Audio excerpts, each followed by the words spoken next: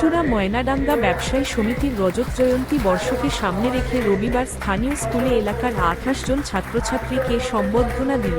ময়নাডাঙ্গা ব্যবসায়ী সমিতি এলাকার উন্নয়নে বিশেষভাবে সহযোগিতা করে আসছে। রজত জয়ন্তী বর্ষে বিভিন্ন রকম সেবামূলক কর্মসূচি গ্রহণ করেছে বলে জানালেন সম্পাদক দীপঙ্কর সেন। কৃতী ছাত্রছাত্রীদের হাতে পুরস্কার তুলে দেন অতিথিরা। উপস্থিত ছিলেন বিধায়ক অসিত মজুমদার, গ্রাম প্রধান সুকান্ত ঘোষ, শিক্ষক শুভেন্দু বড়াই, গ্রাম সদস্য গীতা রজক, সুশান্ত মিদ্দে সহ বিশিষ্টজনেরা। সংগঠনের সভাপতি দেবাশিস চক্রবর্তী ধন্যবাদ জানান।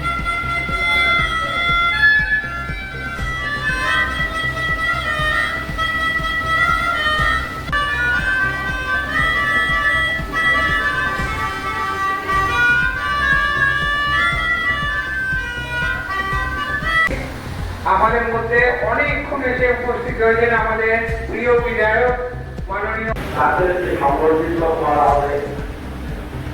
আমি ঈশ্বরের কাছে প্রার্থনা করি যে তারা জীবনে বড়, তারা সমাজে প্রতিষ্ঠিত এবং ব্যবসায়ী সমিতির যে উদ্যোগ, সেই উদ্যোগ সফল হোক। আমি বেশি চিন্তা বলবো না, আমি শুধু বলি যে ছেলেমেয়েরা যারা ভালো নাম্বার পায় তাদের এই উৎসাহ দিয়ে আরো ভালো করার যে প্রয়োজনীয়তা আছে আপনারা জানেন। আমি গতকাল প্রায় ৪০০ ছেলে মেয়েকে রবীন্দ্র ভবনে পুরস্কৃত করেছি।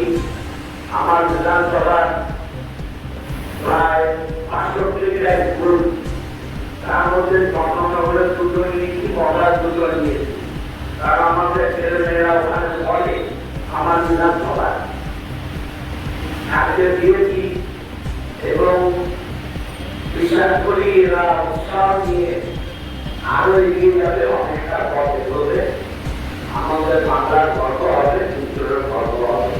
আর ব্যবসায়ী সমিতি নিয়ে উদ্যোগ নিয়ে সামাজিক কাজ করে। শ্যামল কুমার সিনহার রিপোর্ট, সংবাদ ২৪।